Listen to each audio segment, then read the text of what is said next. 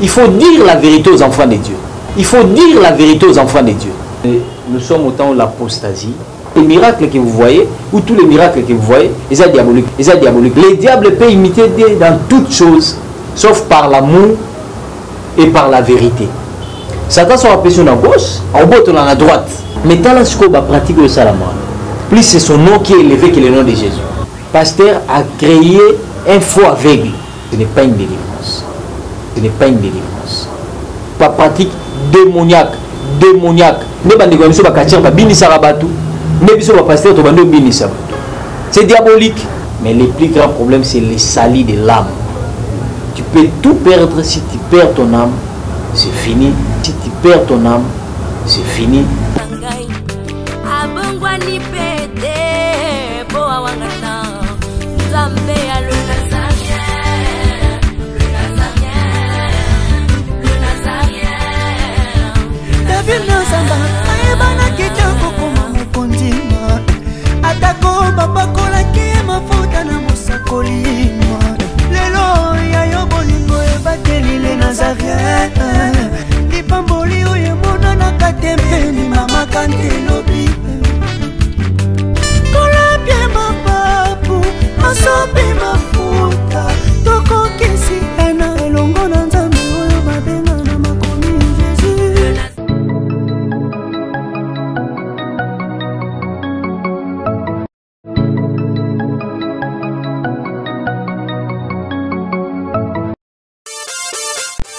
Bandeko na ngai ya sika yangoyo lisolo ya solo ya malamu elibino Kaza Penuel esalami mpona bino bandeko bokutami en Europe na mboka mondele yozali na France yozali na Allemagne olingo sunga ndeko no na Angola kobosana te adresse ya sika yango Kaza Penuel tindela ye mosolo carton epesameli bino biloko ebele na talo moke tobandi na 100 € na 450. Adresse na biso zali na Bairo Palanca Casa numéro 119 Yabino yangoyo agence ya sur kitoko.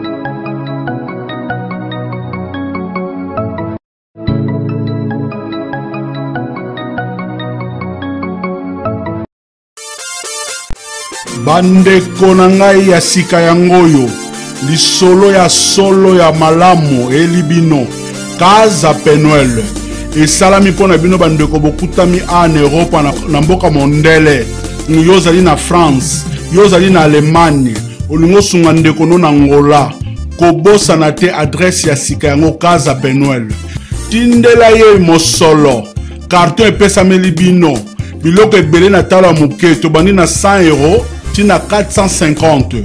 Adresse na biso zali na Bairo Palanca Casa numéro 119 Yabino yangoyo agence ya sur kitoko.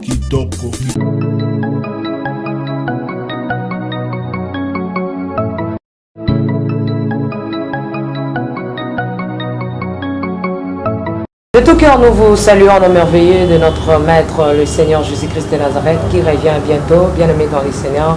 On est ensemble, il n'y a pas de souci. Jésus-Christ le même hier, aujourd'hui, éternellement. Et la princesse de l'Éternel vous dit aussi bonjour, shalom. Et aussi, dans cette atmosphère de cette émission, nous voulons vous dire que réjouissons-nous dans le Seigneur, car la Bible nous recommande de nous réjouir dans le Seigneur. Alors doux et agréable de frères de demeurer ensemble. Parce qu'on est ensemble, glorifions le Seigneur Jésus-Christ par ses cantiques et on se retrouve tout juste après dans cette émission Table Sainte que je reçois aujourd'hui, le prophète dont j'étais les noms. Mais à bientôt et on se retrouve tout juste après.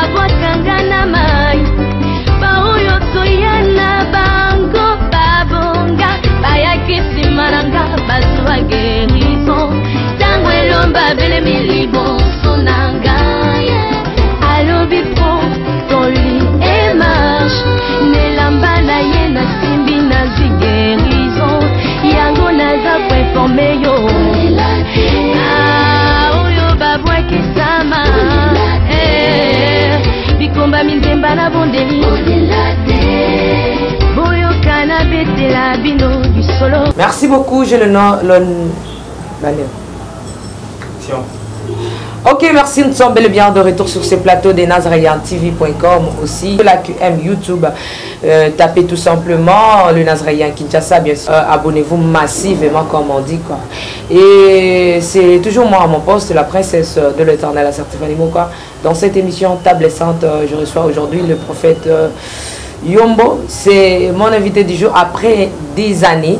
Et aujourd'hui, je suis avec lui. Mais laissez-moi dire des remerciements, des gros coucou à tous ceux-là qui sont depuis la France, Belgique, Canada, State, Texas, Allemagne, Hollande, Finlande, Brésil, Afrique du Sud, Kinshasa, la capitale, Matadi, Boma, Maniema, Burkina Faso, Bénin, Côte d'Ivoire, partout. On est ensemble avec vous. Je regarde un peu mon invité, je crois. Est-ce que c'est bel et bien le prophète Hervé Yomo ou bien c'est pas lui? J'ai dit shalom, l'homme de Dieu. Shalom, maman Tiffany. Comment vous allez? Tout est grâce pour nous. Ah, tout est grâce, ça fait bail. Oui, on est là, loin des yeux prédicateurs. Loin des yeux prédicateurs, tu as abandonné l'œuvre de l'Éternel, tu as abandonné les enfants de Dieu, tu as abandonné. N'abandonnez pas l'œuvre de l'Éternel, mais le prophète a abandonné tout pour l'amour d'eux. Même pas. De ce monde ou comment? Et si on abandonnait l'œuvre de Dieu, c'est l'apostasie. Ok. Sauf qu'on ne peut pas être là à tout moment à la télé ou à la radio. Il y a des moments où on travaille et vous savez que les grandes choses se préparent et prennent du temps. Et c'est comme ça que nous avons eu le temps d'évaluer. Parce qu'à chaque fois qu'on fait une marche, il faut voir on est où, on vient d'où, on est où, on part. Et c'est pour cela qu'on a eu le temps de prier, de chercher la face de Dieu. Et laisse-moi vous dire que le peuple de Dieu est béni. Amen, amen. C'est ça. Ah, prophète, le peuple de Dieu est béni. Le peuple de Dieu est béni. To simbi Yesu. Bon, parce que qui n'a été. Non, non. Notre Dieu, c'est un Dieu de dimension. Okay. Et c'est ça. Avec Dieu, on évolue. Et avec Dieu, on ne stagne pas. Avec Dieu, chaque jour, Dieu a une autre face qu'il est en train de nous révéler. Une autre dimension. Dimension de avec Dieu, on avance toujours. On avance. Ézéchiel a l'activité, l'eau du temple est une cheville. Or, peut-être Nathan a cheville, ou peut-être lui-même aussi a belé. Et comme il a genou, et comme il a cuisse, et comme il a hanche, et comme il a la poitrine et comme un coup jusqu'à ce qu'il nageait. Vous comprenez, avec Dieu, on ne peut pas vivre dans l'auto-satisfaction. Soit la montre s'arrête, soit nous allons vers la terre promise. Un mot pour les enfants de Dieu. Je bénis tous ceux qui nous suivent, quelle que soit l'ère où on a biso. Bonjour pour avoir la biso na moi.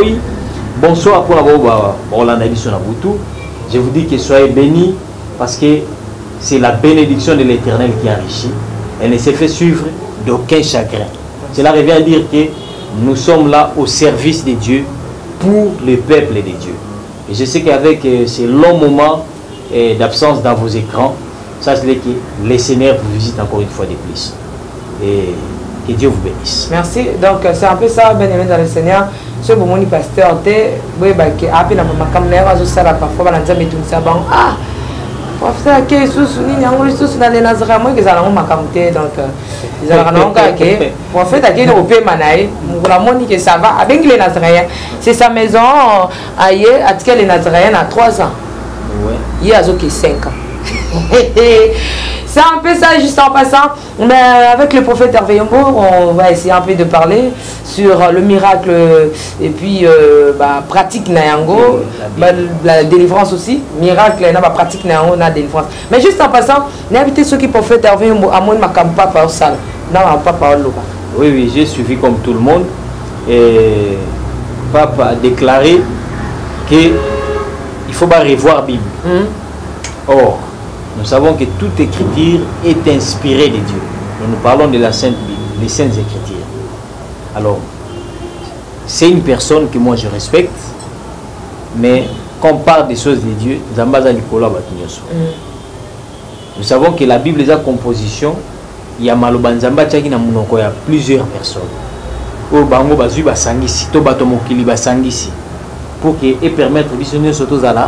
l'accessibilité. Mais le pape dira que les éléments déjà livrent plus de 2000 ans. On continue autant que ça rabattu. Et j'étais scandalisé. Mais quand j'ai lu la Bible, j'ai trouvé que c'était normal. Que Elbima Panaï, Yenda Lobabou. Et ce n'est pas la première fois. Vous vous souviendrez que le pape, une fois, il a encore dit que Adam Naïva va exister. Il a dit beaucoup de choses, même papa, c'est un Nzambe Bolo parce qu'ils appellent la Bible, n'a pas noté. Non, non, la Bible n'appartient pas à une personne, mais c'est la parole de Dieu. Mais sauf que nous sommes là pour démontrer la parole de Dieu à tout le monde. Parce qu'il a dit aussi une fois que l'enfer n'existait pas. Il a dit beaucoup de choses. Alors, si l'enfer n'existait pas, c'est que le ciel aussi n'existait pas. Parce que l'enfer est juste illustration et rémunération. On Nzamba zo futabato. Même dans la classe, tu dis que chèque Zalaka, récite Zalaka. Alors, si peut-être il y a que la récite, c'est que vous savez, il y a. Tout ce maintenant, la Bible, il y a revoir la Bible, non, non, nous sommes autant où l'apostasie aura la place. Il ne faut pas oublier. L'apostasie aura la place. Mais un prophète, vous ne voyez pas que c'est l'œuvre de l'ennemi parce que y a eu un peu disparition, il y a la Bible dans Maboka Batou. Tout le monde veut lire seulement la Bible dans le cadre, il y a électronique, il y a la tablette, il y a le téléphone, tout ça. Bon, tout le bien qui c'est pas mauvais, mais monsieur Babaki, il y a danger moko ezoya. Et par après, il va rejeter la Bible au union surtout et Kende. Donc déjà notre passage la Bible était donc on va caler déjà va multiplier quand on sous multiplication la Bible vous avez sauté donc on a dit qu'il a un téléphone là OK actualiser un téléphone et vous avez sauté donc papa alingi a boucler ba lo ya ba Bible wana pour ba bimisa on va bimisa na prophète et kozala ndenge nini ba kokoma ya sika. Je ne pense pas que va faire disparaître la Bible mais laisse-moi vous dire une vérité, Maman Tiffany. Personne ne peut combattre l'œuvre de Dieu à longueur. Parce qu'avant qu'il dise ça, le livre est belé. Il y a ceux qui vous vendent, entre guillemets, la Bible, il faut pas publier.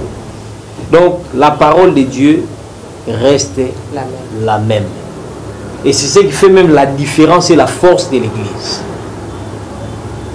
Nzambe atika rabatba produire Oya Bango, mais dans toutes choses, nous sommes plus que vainqueurs par celui qui nous a aimés.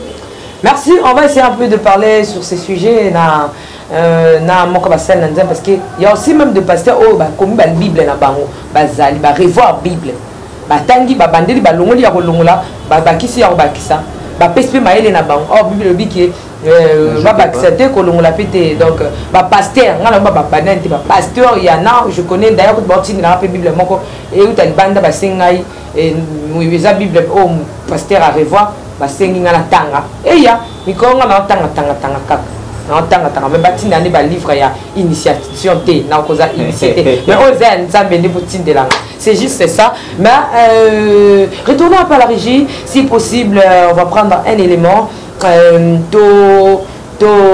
total non makamanga ba délivrance to beta kango mais ici linante parce que ba nzamba maman Tiffany en tout cas ici la beauté o ezali vraiment passe na motema total non élément ya délivrance oyo total ndenge dimension zo mata et puis ni ndenge zo salima tozonga sur ce plateau pour to beta masolon.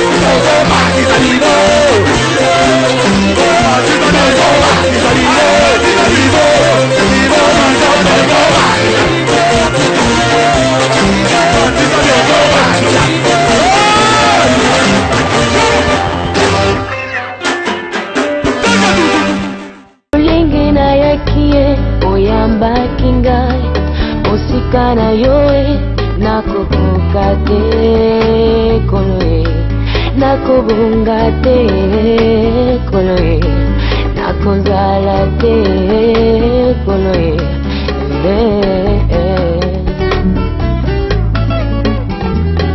tango nayebaki masiate mokili epesaki nga bakombo ndeko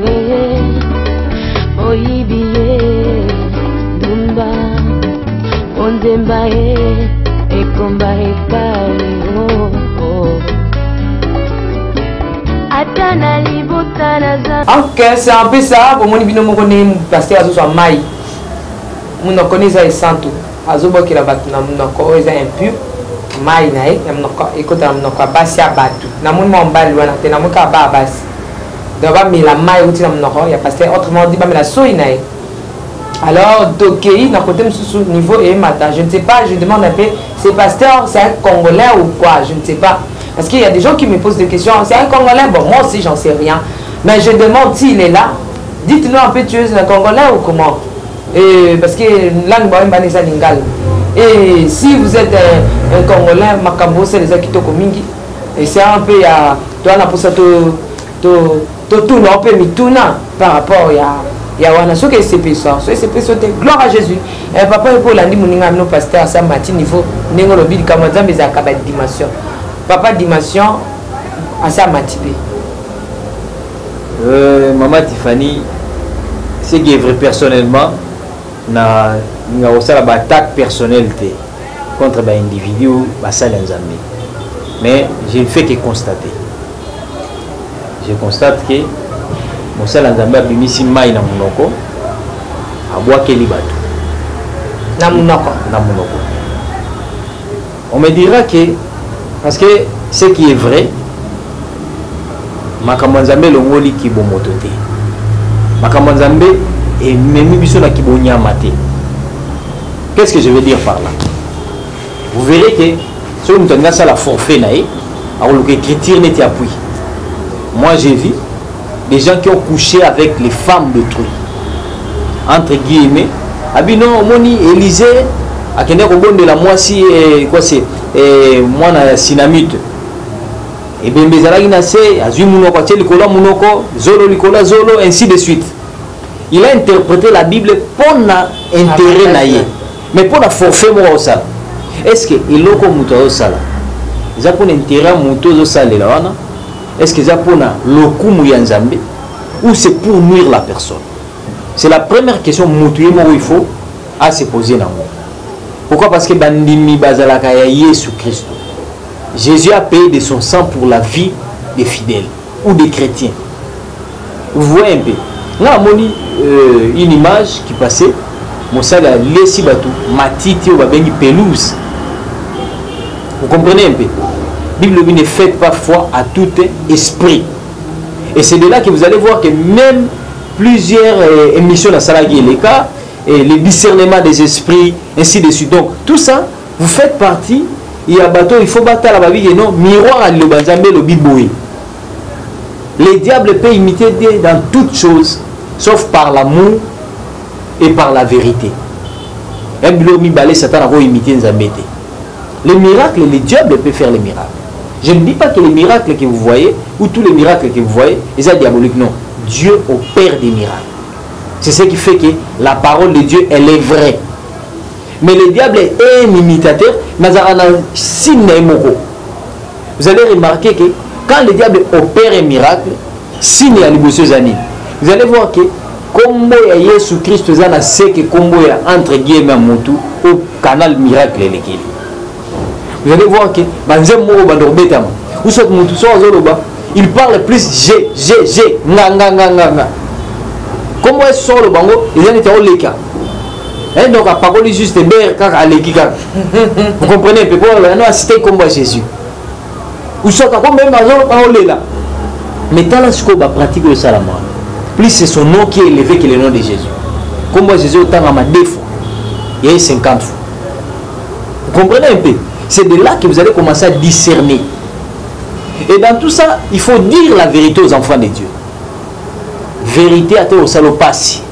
Mon frère, ma soeur, laisse-moi te dire la vérité.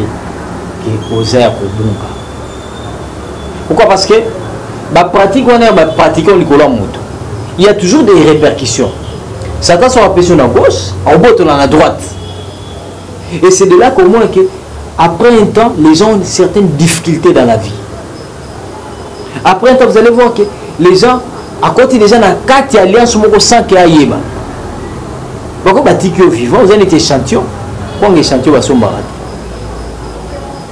Mais qu'est-ce qu'il fait? À quoi bando yiba yo batnasima? À cause de mutumo a déposé maladie mokatinae, une personne qui te pose. Ça que oui, que mutumo a déposé à partir à acte quotidien. Tu pars seul, mais tu pars avec une génération derrière toi. Et c'est de là que pour comprendre, vous allez voir que Zambé jour au sala alliance na Abraham, Zamba obseni alliance au sali na yo, na sali ango, na descendance na yo. Vous comprenez un peu? Jacob a donné un barin, il y a Abraham. Isaac a donné un barin, il y a Abraham. Moïse a donné une alliance. Donc tous ces gens-là n'ont pas encore existé, mais c'était déjà une alliance qui a été conclue. Comme le diable c'est un imitateur, Babylone connaît ça, alliance au côté sabbat. Et c'est de là que vous monique, et c'est de là que vous allez voir qu'il y a de ces maladies, je donne un exemple. Qui le cancer. Vous comprenez un peu? Donc, c'est que le diable ne sait pas construire, mais il détruit. Ce sont des histoires de pratiques démoniaques. Est-ce que ce moment que Satan a ébissé tout ça, il est facile? Par exemple, pour bandeko bakota na banda ku ya nganga. Vous allez voir, babi c'est là non, kende bimana mama na. Est-ce que bako bisete ka bimana na mwasi na? Parce que tabou ezate, so bimina mwasi na. Mais si tu as bimana maman, on te met un problème na conscience na yo, pourquoi on a un problème à conscience? C'est ça les diables. Les gens ont bimana maman na ngai.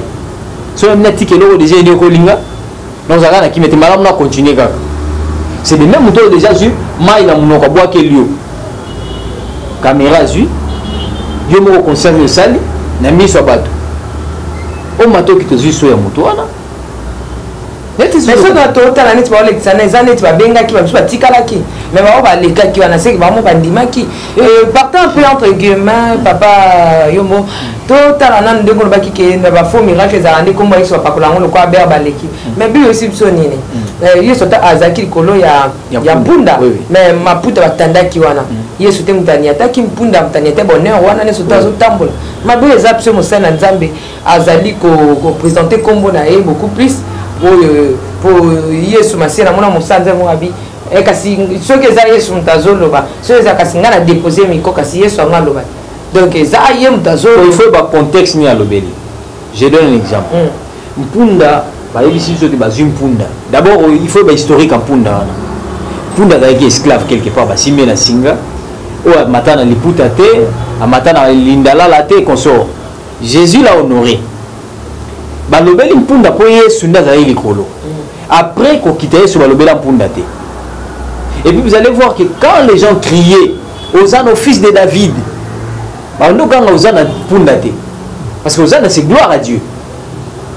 Ils ont glorifié celui qui est monté sur l'anneau. Mais bah glorifier qui a noté.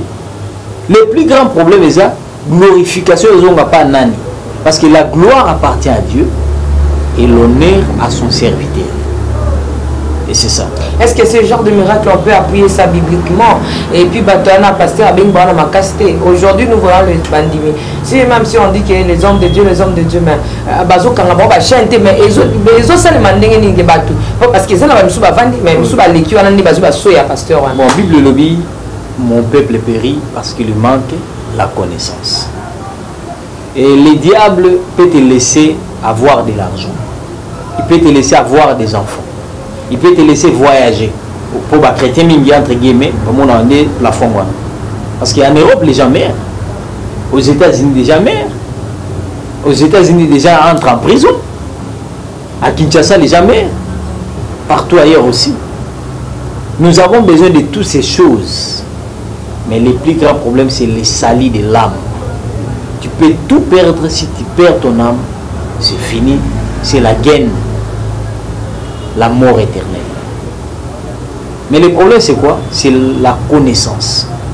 Le diable a privé les enfants de Dieu de la connaissance. Alexis Babylone vous a superflu.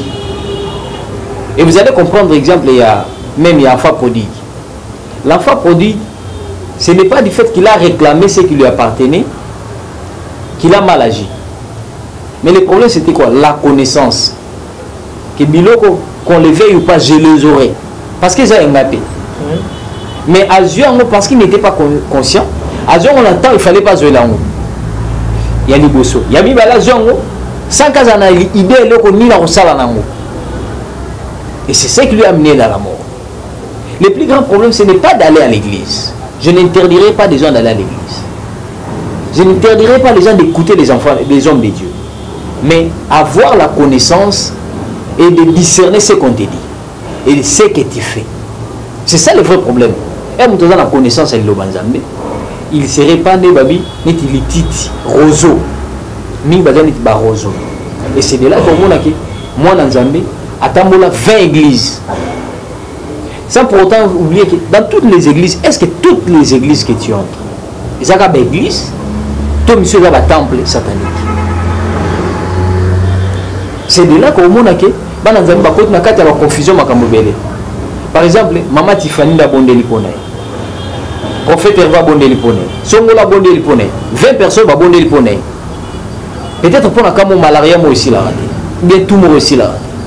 Jour Maman Tiffany a bonde lipone à Biki. On zamba les guinéens là Maman Tiffany. Quoi peut ces guérisons? Qu'est-ce que la personne va faire? Du fait que à Tamboli na 1000 églises. Ah oui, bah canal ni zamba visiter. Parfois parmi ma place les gars ils ont ma place à ma baie.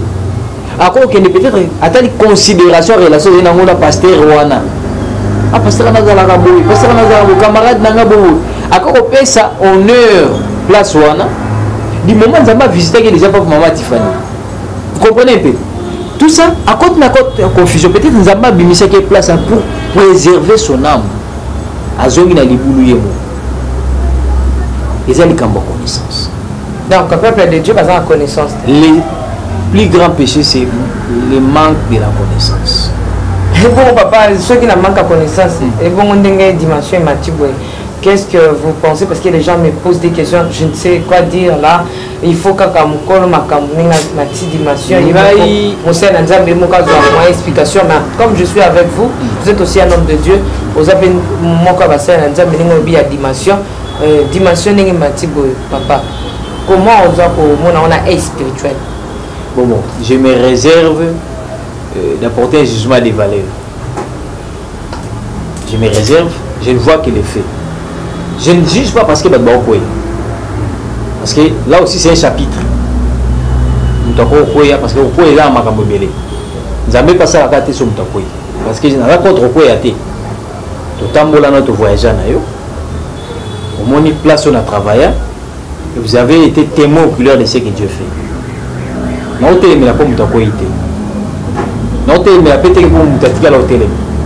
Nous voulons voir juste les effets. Il y a parce que ça n'a pas de sens.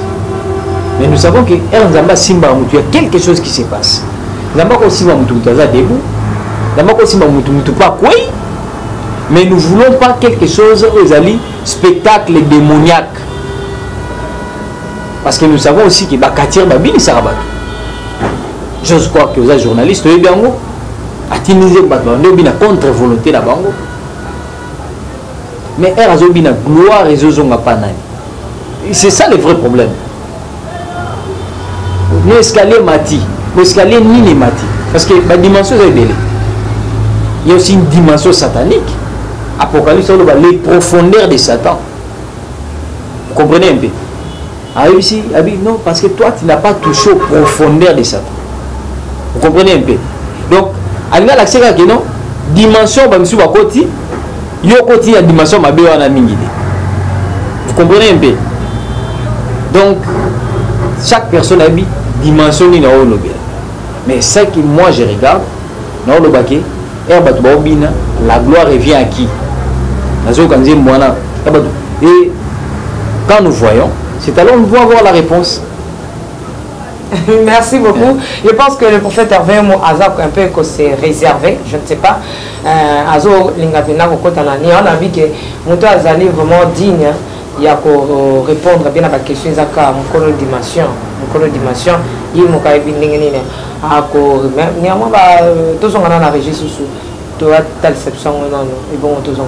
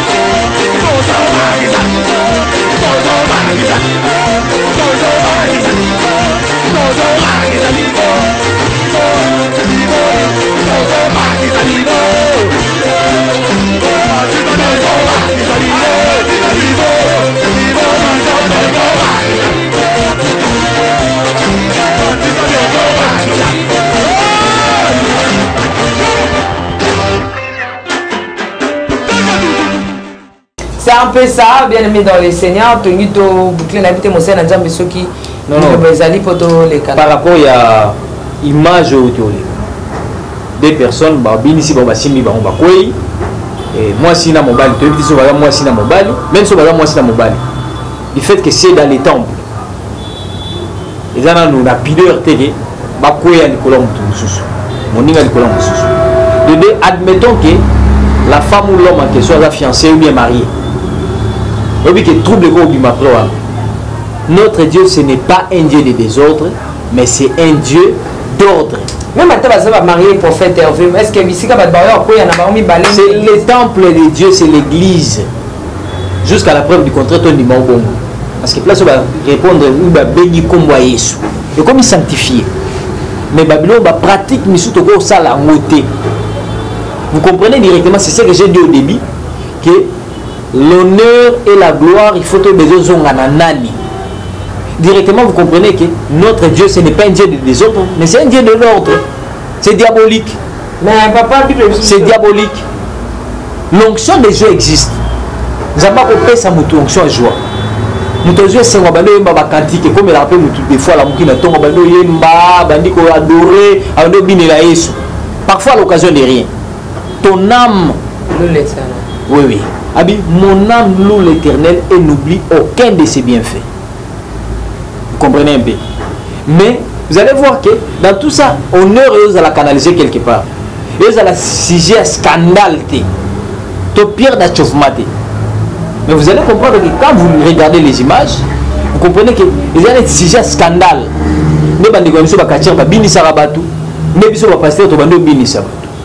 C'est comme ça la émission Bilo Romi Balé, Satan a beau imiter Nzambete, c'est la vérité et l'amour. La vérité c'est que Nzambé a ordre. Là il y a des désordres, c'est que ce n'est pas Dieu. Là ce n'est pas Dieu. Mais la Bible dit que bon, ça un miracle, à pour donner toujours la combo na Yesu. Mais tout le monde a que et ça la carana sous Nzembo déjà Nzembo encore ça pour se répéter et puis dès que mtatalio dès que mtasimbio combo Yesu zotanga mateka la c'est ce que je dis que le problème est que combo Yesu place na ngozali wapi. Qu'est-ce que Dieu gagne par là? Et moi ça mobile ba ko ko likolo mususu. Spectacle. Vous comprenez que pasteur, à l'autre mata koleka kombo Yesu. Je ne me dédie pas, je complète que ce que j'ai dit au début. Je ne me contredis pas. Donc, kombo Yesu fait mata. Mais vous allez voir que tout cela revient du Kolamoto. Et comme le Lamokil te dit impressionnisme, même dans Makamazambe, ah, ça n'onction makasi. Vous comprenez un peu? Okay. Donc maintenant tout le monde est déjà l'onction mingi. Or parfois ce n'est pas l'onction. Le diable a ses disciples. Nous sommes au temps de l'apostasie. Apostasie, ils ont abandonné, il y a vraie foi. Le loba Nzambe, namoni par exemple entre guillemets, un pasteur a tiki église, a commis pasteur, peu fidèle et pas taonda. Oh. Oui, abandonner confession à Jésus-Christ, a commis disciple et pasteur et taonda. Ah, il y a une émission. Ah bon? Vous comprenez un peu? Intercesseuse, à l'ongwe penake, donc, abandonner au bon de là, et tout, à Hollande, le Banzambe, a tiki a commis Mbikoudi. A commis Sakola, pas taonda. Avant nandaku batso baye balongoli mapapa batu baye ba obikisa maladi azaote bon malaria na obo senga keno lia paipai par exemple akomo ya comme tradi praticienne intercesseuse vraiment abikini azu visitation divine alali nzambala kisabino kende pata onda lata saki sala bozongi sabo. C'est pourquoi je vous ai dit que les diables, je me répète, à quoi vous imitez Nzambe na nyonso sauf ba makambo mibale vérité la bolingo. Merci vraiment prophète. Est-ce que il y a solo pene bazoa comme ba délivrance, est-ce que bazo soa ngopé bazo soa ngol là bazo yana bazo ba kisate na ba biloko bo non bazo milimo. Par exemple na moni bazo tongola bato par exemple moi si ya moto Yo papa aux yeux bandé au tongolaï. Tout d'abord, la Bible interdit que Romo na bolumbo sous mais pasteur a otongola na kombo de délivrance. Pasteur a pas pour la base ya batu ya mabala na base ya batu mafuta nzoto mobile. Maman prophétesse azo massé ba papa batu na nzoto. Allez-y comprendre. Aole sabat fufuna dongo dongo na kombo délivrance. Ote sidé bika na fufuna dongo dongo mais dongo dongo il faut ngani na lamba. Vous comprenez un peu? Si vous connaissez déjà délivrance, ce n'est pas une délivrance. La délivrance, c'est ce qui se fait selon la parole de Dieu. À mon nom, vous chasserez les lions. Vous imposerez les mains aux malades et les malades seront guéris. C'est Jésus qui guérit. Il y a un spectacle sur la terre. Nous avons besoin de vivre les vraies délivrances. Parce que à chaque fois que na Babylone quoi na ba église à bongo, na banda kwa bongo, nous laissons nos âmes. Et c'est l'empreinte éthicale. Vous avez bien parlé, Maman Tiffany. Il y a 6 000 livres auto-biblio. Qu'on le fait ou pas, si on bataille bien, beaucoup de empreintes dans les alliés. Donc c'est face à la bonne côté. Or, Bible dit, la nature ne vous enseigne-t-il pas? Nature, ils ont enseigné. C'est comme ça que yon de cognon sur les cas de Babylone Bongo, tu as besoin de la délivrance divine. Tu as besoin d'être touché par Dieu. Au moins, je me souviens que non, papa m'a dit que la prière n'a pas de prière wana, amelisa bango mafuta, prière wana, mafuta ne faut pas na cimetière songolo, ba bomba comment s'écrire bien gardé. Il y a de ceux qui viennent dans les vraies églises, mais les cas na pratique bomba bomba. Aya même une église, toi prière même na ba pasteur, mais makamabongo ça la renopé dans sa maison. Maman Tiffany, dans les enfants de Dieu, na katia bana nzambe, dans la vie des enfants de Dieu, makamboze belé. Bana nzambe ba opesa ba pasteur misala makasi. Mais c'est comme c'est ça réciproque, papa. Tous on a la régie, tous ceux les membres tous et ça réciproque pour pasteur puis opesa bana nzambe misala makasi. Donc ils ont vraiment réciproque, papa il y a le bélamont, tous on a la régie, de courir un peu derrière les temps vidéo oyo et bon tous on a. Les médecins ne peuvent rien faire. I cannot do it alone. Et moi, je ne peux pas le faire tout seul, Seigneur. You have been doing it before. Car tu l'as fait bien avant. Do this one and take the glory, Holy Spirit. Et opère également God ce of miracle, Jeremiah, et que la gloire te revienne. do it and take the glory. Dieu de Jérémie, Forgive us our sins. fais-le. Do it and take the glory.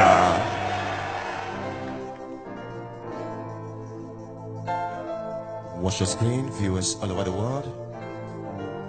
The grace of God is still available in our generation today. That same God of Prophet Jeremiah, the merciful God, is still healed, delivered. As you can see, the man of God making use of the anointed apron as a channel of healing in the life of this young lady, a student of university, 300 level. And ever since, viewers all over the world, she is really afflicted by this terrible disease. But our Lord and Savior Jesus Christ can give her lives a meaning. And we can see the apron being used with the water. You remember, In the name of the Father, God is the water. Son, Au nom du Père and the Holy Spirit. et le Saint-Esprit, Let the power of the Holy Spirit que la puissance du Saint-Esprit enter our mouths. puisse Give us prendre strength. Amen. dans sa In the name of bouche Jesus. au nom de Jésus. Let us rise up and walk again. Et qu'elle se lève, Strength. qu'elle marche à nouveau In the name. au nom de Jésus. In the name. Sois In cherché, the name. In the name. In the name.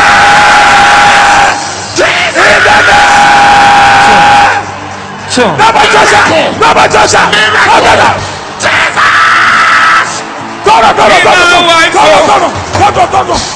Jehovah Shammah, be my wife.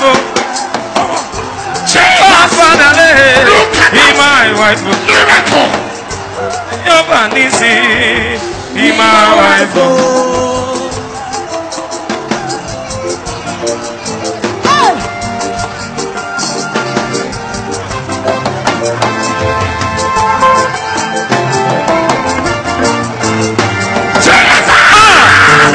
What are you seeing? What am I seeing? What is that? Look at that! Look at that! Look at that! Look at that! Look at that! Ok, un prophète Hervé Yomo, tout le monde y en a, Moussa, Nzamenengeni Nazo, Telemsa, déjà, Azaki déjà moribond. Donc, qu'est-ce que Koko il savait parce que l'homme tout, c'est comme s'ils sont ça, ils soutaient. Déjà, cliquer tout que non, c'est ça, Satan, par rapport il y a image, et puis par rapport il y a message circulé, diable, caca. Donc, ces derniers temps, c'est comme si les enfants de Dieu sont en train d'élever beaucoup plus l'ennemi que le Seigneur Jésus-Christ. Vous avez totalement raison, Maman Tiffany, parce que vous devez vivre dans un environnement église. Étant un journaliste, vous avez un élément. Je vous dis que aujourd'hui, M. Souza plus braqué n'a faux que vrai. Je vais m'expliquer pour éclairer les peuples de Dieu. Au monde, Babi, dans les derniers jours, il y aura des faux prophètes, par exemple. Marc et Matthieu chapitre 24, verset 1 à 24. Au moins, Babi, mais qu'est-ce que vous allez remarquer? Que pasteur à dans l'église n'est quelque part. Peut-être on va avoir un conflit, un problème, on a pasteur, on a prophète. Il y a ce qu'on a verso. Il y a des garde-fous.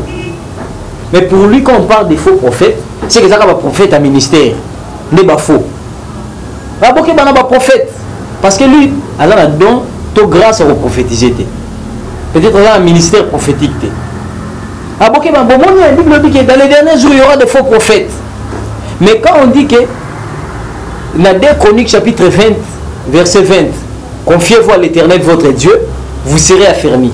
À ses serviteurs, les prophètes vous réussirez. Au moins, pasteur Marobi, nous avons dit que bon se confier à la salle pour réussir. Vous comprenez un peu malgame ou confusion. Quand il y a les vrais, il y a les faux.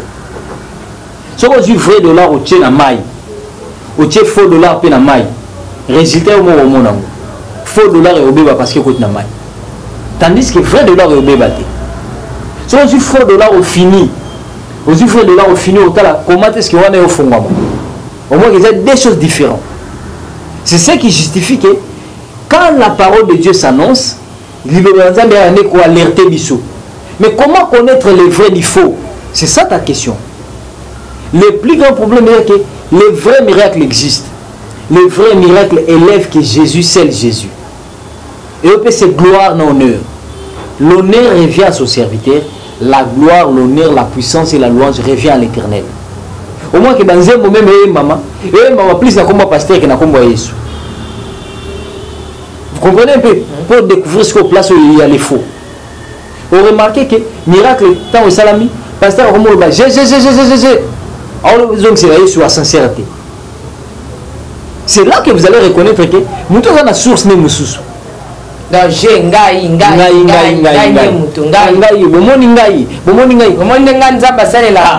Mais on accepte qu'il y a s'effacer. Or, il y a une vérité.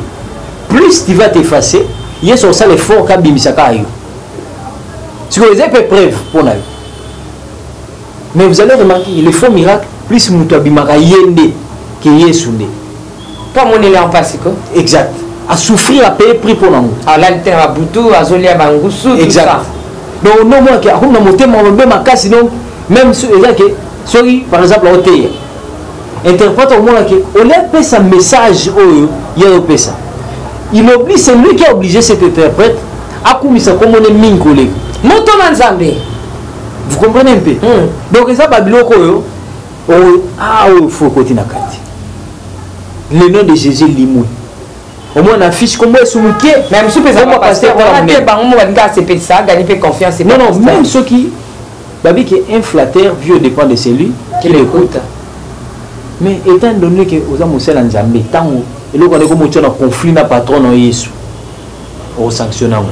Mais on a une image, il faut censurer en Babylone. Ce n'est pas une seule Bamara et les gars. Parce que tu as un conflit, na moralité aux anangos, na public aux landais. Bon, nous avons un conflit na Jésus Christ qui est bon, à côté de un conflit na Jésus, mais il y a un peu de. Et vous allez remarquer que bako imiter dans tout. Na mon image wana babondeli mutu. Non, mais on peut battre mai na munoko. Je ne connais pas tous ces pasteurs au Balikiwana.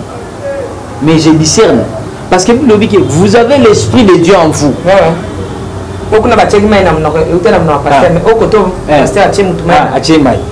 Vous remarquerez que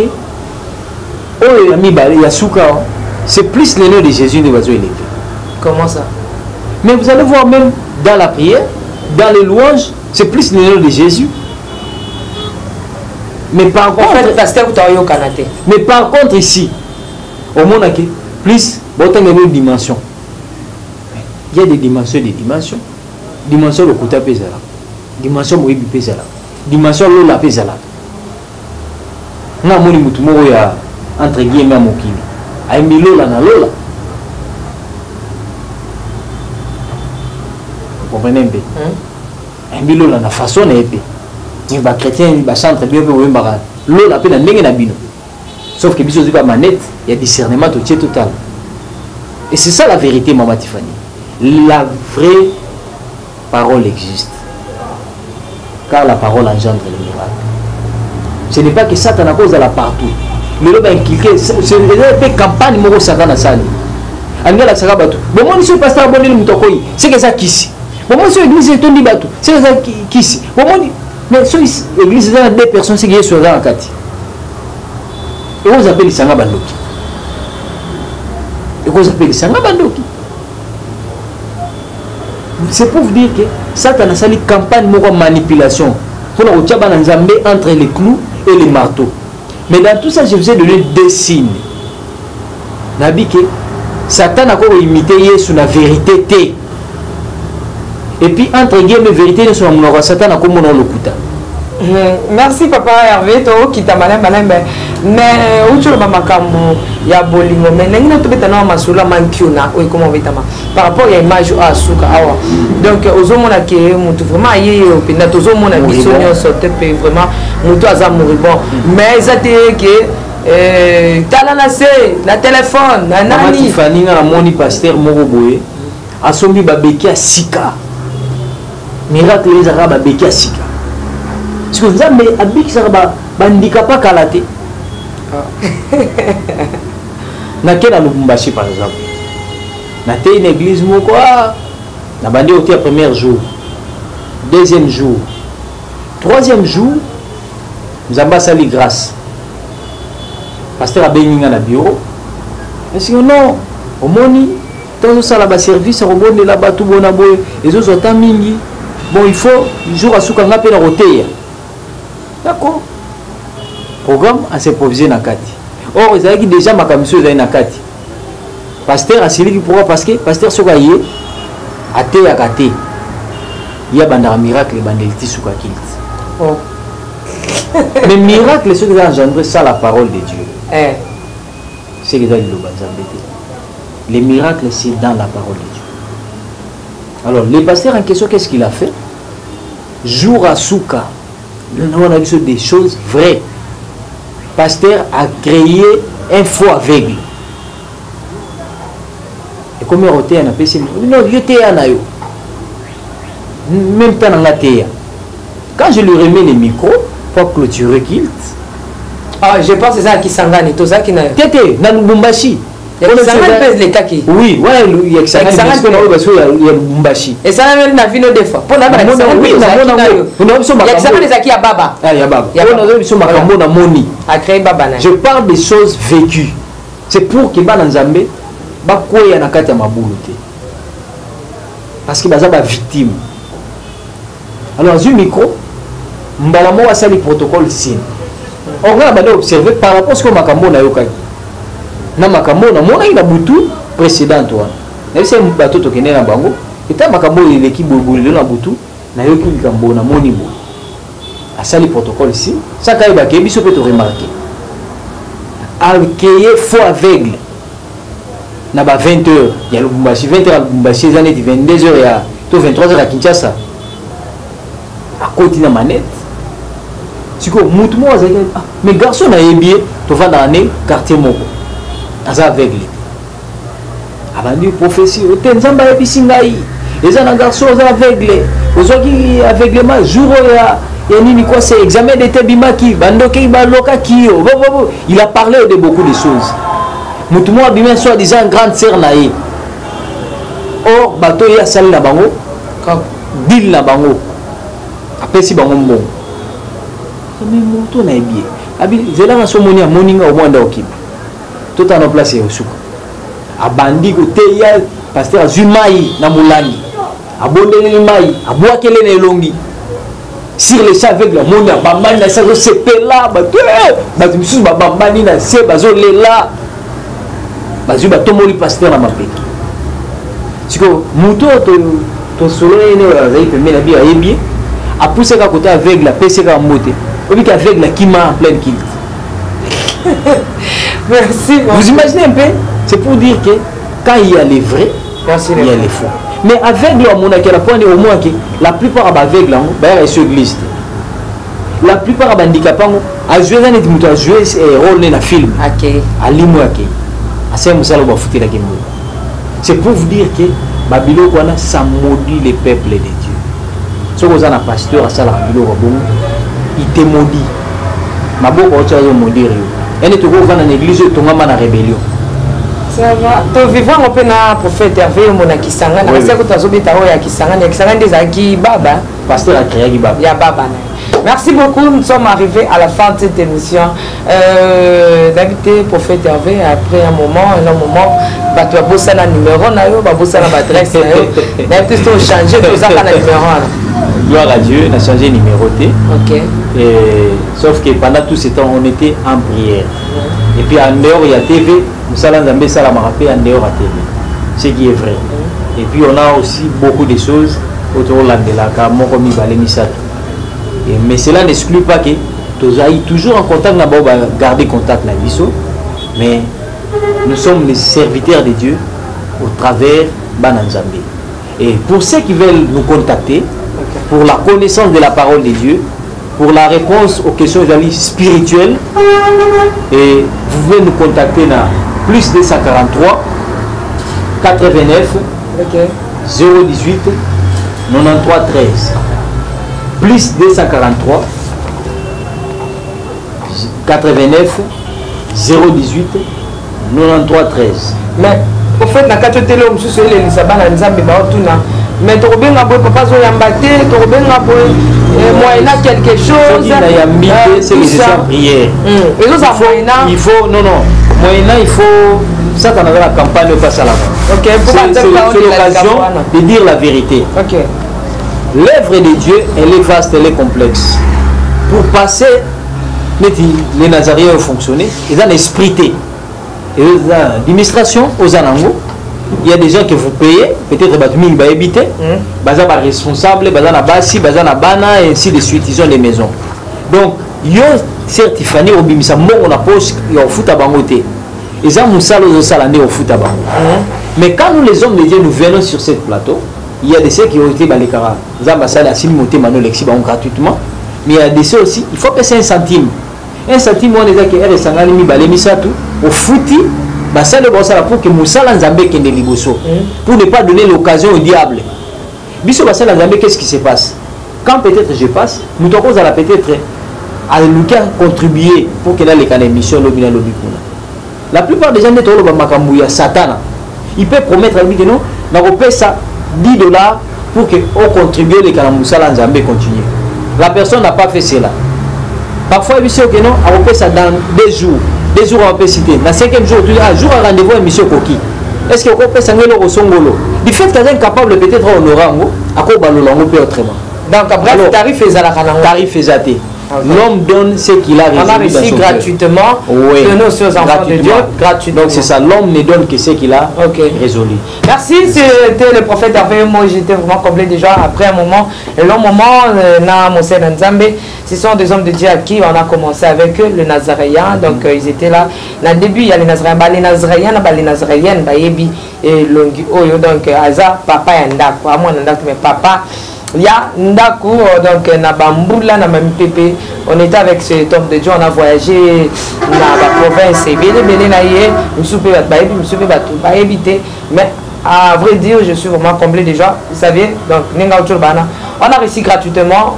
Nous donnons aussi gratuitement. L'homme de Dieu n'a pas de tarif à donner pour ce qu'il a. Soit je suis occupé ou bien occupé. Voilà, mais comme c'est pour la toute première fois, Jesus Papa Zongipso, Azocha Mokolo, on a un livre d'or.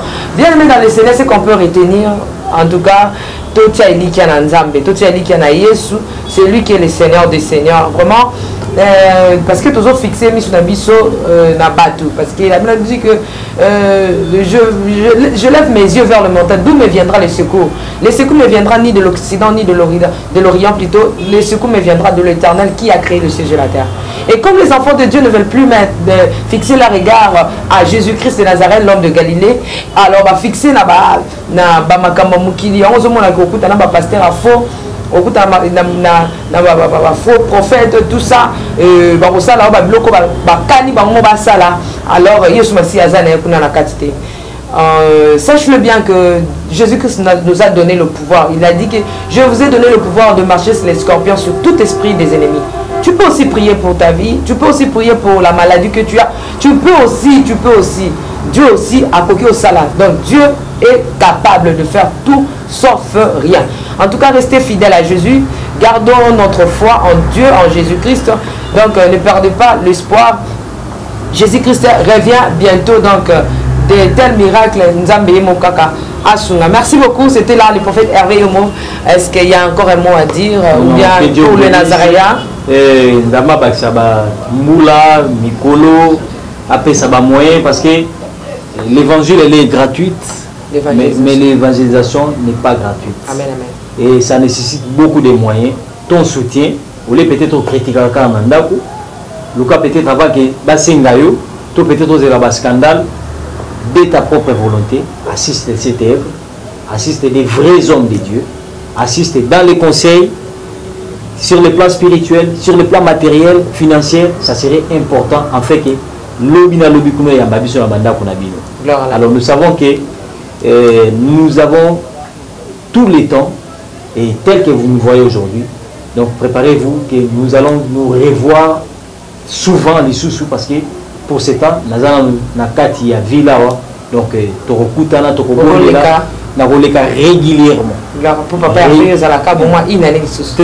régulièrement pour que tu pas là-bas dans Zambie. Et nous savons que c'est le temps de Dieu. Ciao, ciao.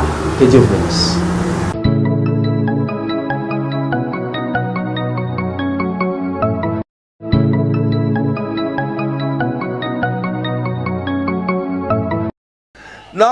Kiti na ba mesa. Ah. Atanya ukondoko namona yo nachayo na mwamba la minito na kata pena katikata saki ya fufu. Oui, alors est-ce que tu bonjour Boni et l'autre côté et puis qu'il y a mon bureau à travailler tes micros donc dès que ça on a eu galère na niveau 0 tout ça là boy moi il n'a pas bon vraiment mingité mais nazo tchela bino moi mukio naza nango na agence moko boy Nazareta. Qui dit sérieux. Oh.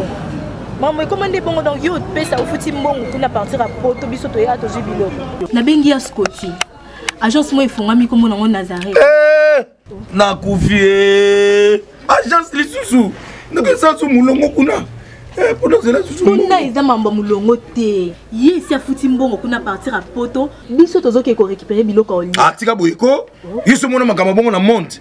Bat papa simbo kuna biloko ke récupérer biloko oli na agence. Ezalaka. Mais moi bandi. Maman. Leki nanga yebisi ngai mena ndimite. Na lingi na mona ki mona beso. Poli kamba boye. Na monte na ne salamate. Maman yebisa ngai. bapesi mbongo kuna biso to récupérer biloko kolia awa ya solo boutique Nazareta ezali boutique où ezali ya distribution ya ba produits alimentaires nakosali po tosunga bandeko oyo même ba oyo baza na peu de ressources comme nous avons été bandeko on baza na niveau à Kinshasa même avec un petit rien. Donc à partir à $10, $15. Donc si vous avez un bon côté, nous devons nous apporter au sungayo, à aux yeux de l'Ogolia. Eh maman Nazareta nzamba pambola ya bakise mikole belé awa na sena mokili. Et bon awa tozawa poto yeba adresse awa. La boutique Nazareta est ici à Kubungate, toza sur avenue Monkoto numéro 1, direction Elengesa. Face à face na église catholique Saint-Vincent. Ah, direction Elengesa, Monkoto numéro 1, à face à l'église catholique Saint-Vincent. Ah, Saint-Vincent d'école. Bon numéro de téléphone, vous avez monté déjà, vous avez on a 3 numéros pour Paris, vous avez un numéro pour la Suisse, vous avez un numéro pour la Suède. Ah non, non, non, non, non, non. Nazareta nous allons la Congo Sili. Julia, nous allons kangisa kia fufu. Il y a modé, il y a dit qu'on a fufu. Oui, pour la Nazareta, tu as un système en bimbi, dans Bongo Shingo. Bon, ok. Vous allez sérieux. Ça c'est du sérieux.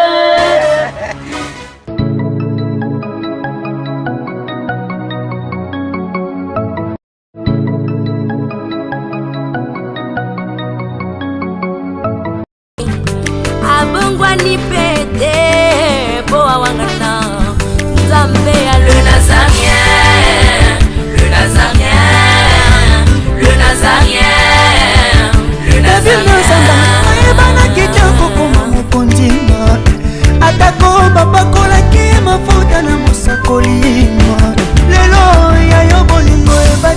Nazarien, lipamboli oyo monana katempeni mama kantelobi. Kolapie mapapu, masopi mapapu.